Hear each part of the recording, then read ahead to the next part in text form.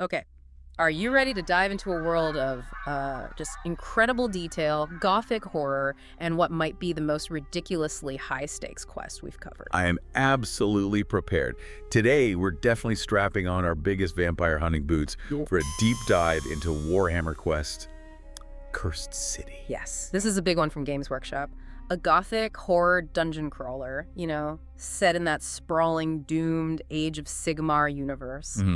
And our mission, which the community forums have laid out so perfectly, is, well, it's nothing less than freeing the city of Ulfenkarn from the clutches of this one extremely grumpy vampire. Radukar the Wolf. Radukar the Wolf. It's this huge, dramatic task. It sounds like it. And for this one, we've pulled together a really great stack of sources. It's not just the polished YouTube reviews. We really dug into the nitty-gritty on the Board Game Geek forums. The BGG forums, that's where the real talk happens. So exactly. We're looking for the passion, the honest opinions, and, the surprising truths. The good, the bad, and going dead. The undead, yes. Precisely. We need to figure out if Cursed City actually delivers on its pretty premium promise, and I think we know where we have to start. Oh, yeah? Every single source, whether they loved the game or had huge problems with it, they all agreed on one thing. The unboxing experience. It's almost a religious experience, apparently. The visual presentation is the absolute high point. People said the atmosphere just oozed out of the box when they opened it. It really did. Games Workshop is, famous for their miniatures, but this feels like they outdid themselves. We're talking unbelievable detail. And not just on the big heroes and villains. I saw multiple people talking about the tiny rat swarms. Yes. That the little rat swarms were individually, particularly sculpted. That level of detail, even on what are basically trash mobs, it says a lot. It does. It just perfectly captures that grim, gothic horror vibe. The heroes are all in these dynamic poses, and the villains, they look like they crawled right out of a nightmare. Right under your shelf. Yeah. It's basically a starter army that just happens to come with a board game attached. Which, that raises the big question that the BGG forums really honed in on. Does the game itself, the strategic part, match up to the quality of the art? Exactly. So let's pivot to the mechanics. Because compared to other dungeon crawlers, the ones that come with a phone book-sized manual. Right, the ones that take an entire afternoon just to learn. This one is remarkably streamlined. Reviewers said it's pretty easy to pick up. It's not going to scare you away with a mountain of rules. Which is a smart move, really. Yeah. Especially if you're trying to pull in people who are mostly miniature collectors. For sure. But how do they keep it strategic if the rules are simple? It all comes down to the activation dice system. Yes, the core engine. We've seen bits of this in other games, like Silver Tower. Instead of having, say, 3 fixed actions on your turn, you roll a bunch of dice. And the results of that roll tell you what your hero can actually do. Exactly. It's chaotic, but in a good way. You might desperately need to attack, but you roll 3 move actions instead. So you have to constantly adapt. You can't just plan your perfect turnout 5 steps ahead. The universe, or I guess Radukar, has other plans. And that element of chance, that dash of luck, is what they try to help you manage with the inspiration system. Okay, yeah, this is a cool mechanic. Tell me about these inspiration points. How do you get them? Well, you gain them by doing specific things that feel narrative, like rescuing a trapped citizen or defeating an enemy in a very specific way. So it's rewarding you for playing in character, almost. Sort of, yeah. But the genius part, according to everyone, is how you spend them. You can use them to boost your dice rolls. Exactly. It's your reserve tank of luck, as one person put it. If you absolutely have to land that killing blow, or you need one more movement point to get to an objective, you cash in a point. You cash it in. It turns a moment of pure luck into a real tactical choice. You're trading a resource you earned for a guaranteed outcome. So the activation dice bring the chaos, and the inspiration system gives you some control back. It's your agency over the chaos. It creates really nice tension in the moment-to-moment play, but that tension only works if the stakes feel high. Which is a perfect lead-in to movement, because moving through the city is not a gentle stroll. No, it is not. You have 2 main ways to get around Ulfenkarn. The standard move action, where you're safe, and then the much riskier run action. Right, and run is where that danger really kicks in. The reviewers love this as a risk-reward mechanic. It forces you to make a calculation, doesn't it? If you declare a run, you have to roll a die. And if you roll a certain number or higher, boom, a random encounter with a wandering monster pops up. So the game is literally asking you, Is it worth getting across the board faster if it means a bunch of ghouls might appear right in your face? Yeah. I remember this great anecdote from one review. Right. This player's hero was on the far side of the board. Okay. And they had to get to a trapped citizen before the turn counter ticked over and the citizen, panic time was running out. So they either risk it? They risked the run.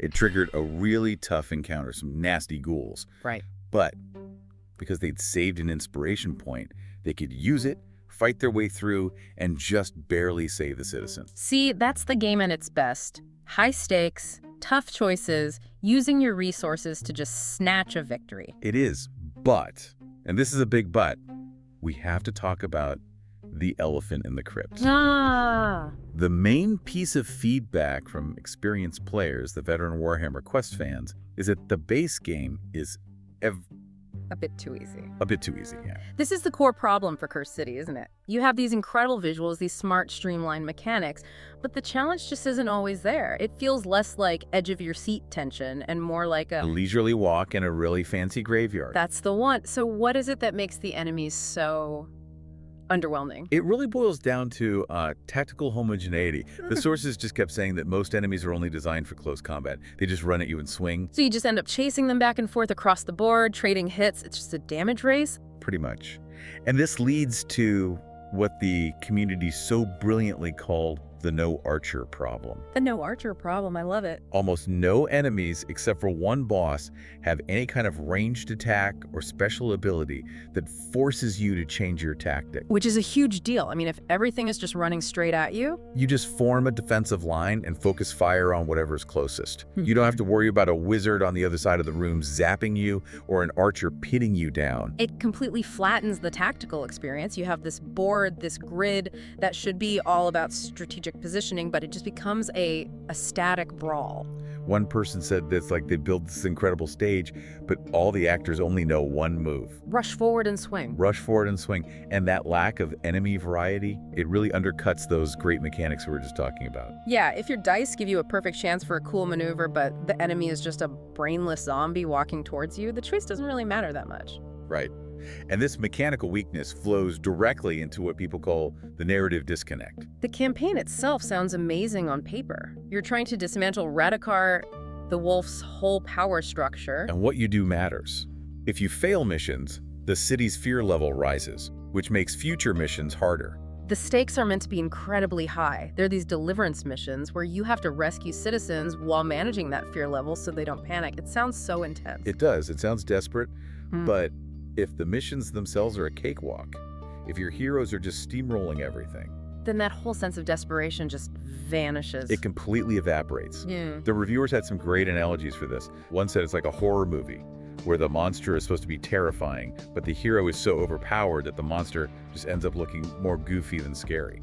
I saw another one that said the game tells you you're on a tightrope walk, but the lack of resistance makes it feel like a leisurely stroll. My favorite was the incredible haunted house that forgot to hire any scary actors. Yes. That one perfectly nails the frustration. You have this amazing setting, these amazing pieces, but the experience doesn't deliver the fear it promised. And sometimes the narrative choices, the choose-your-own-adventure moments, they can feel a bit superficial too. Yeah, the opinions on those were mixed. There were some good ones, like one player chose to wait and observe a secret ritual instead of just busting in. Yeah, that paid off. It did. They got a vital clue that helped them a lot later in the campaign. That's a meaningful choice. But then you have the other kind. The other kind, a reviewer mentioned a choice between a short, risky path and a long, safe path. And it made no difference at all. The outcome was exactly the same. So the choice feels hollow. Totally. Yeah. It was like, do you want vanilla ice cream or this other vanilla ice cream? The stakes felt artificial. But this is where the story gets really interesting. This is where you see the power of the community. Because they are not waiting around for an official fix. No, they are not. The passion for this game is huge, and they've taken player empowerment into their own hands. The BGG forums are just brimming with ideas. And this is probably the most useful part of this deep dive for you, the listener, these community solutions. Okay, so let's get into the house rules. The big one, the most popular one, is about enemy respawns. Right. In the base game, when enemies come back, they appear at these fixed starting points on the map. Which is super predictable. You can just camp the spawn points. Exactly. The community fix is simple. Yeah. Enemies respawn at random entry points along the edge of the board. That changes everything. Everything. Suddenly you can't just hunker down in a corner. A threat could appear from anywhere at any time. You have to constantly watch your back. It turns it from a static brawl into a game of, whack-a-mole with undead ghouls. Yes, it makes defensive positioning critical again. It adds that pressure that was missing. And other solutions are even simpler. Just start the game on a higher difficulty setting from the get-go, or borrow the scaling system from Blackstone Fortress. And the consensus is clear, right? These community fixes make the game what it was supposed to be. They make it tense, strategic, and way more rewarding. It's incredible. You have players actively rebalancing a premium game from a major company. Which brings us back to the value question. The price tag. Is it worth it, especially if you feel like you have to fix it yourself?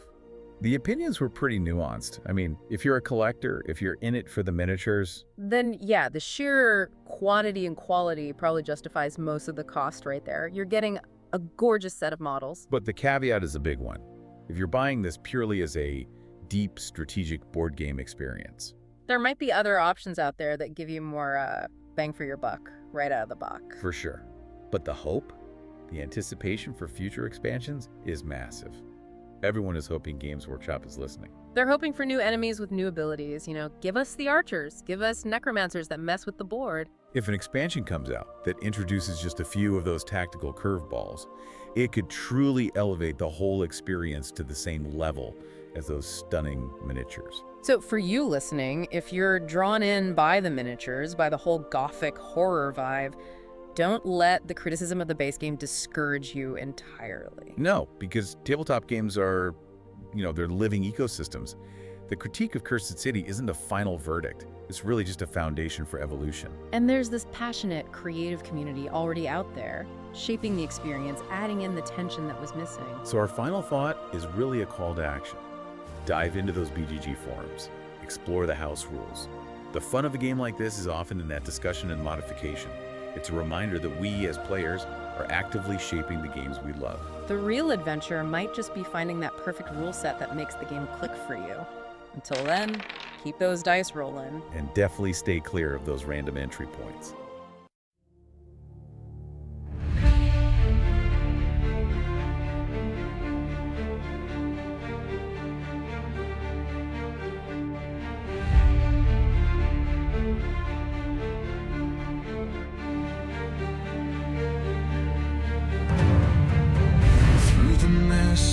Cursed despair,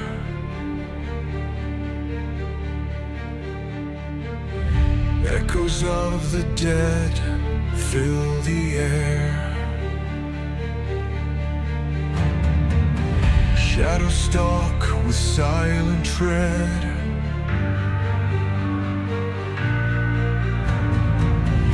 in the city where hope has fled.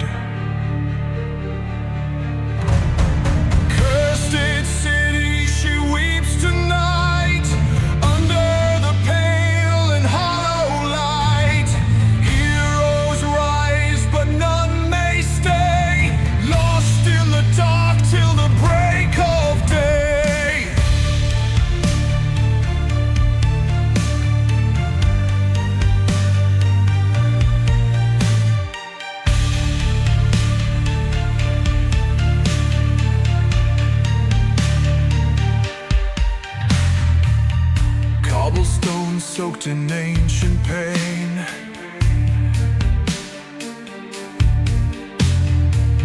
dripping down like ghostly rain.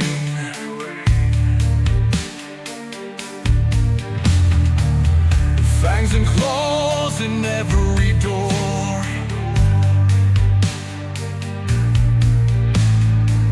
a cursed feast and endless war.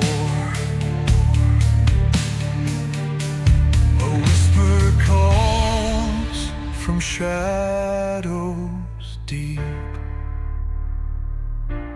the kind of secret you cannot keep. Through bone and ash, the living tread to fight the curse or join the dead.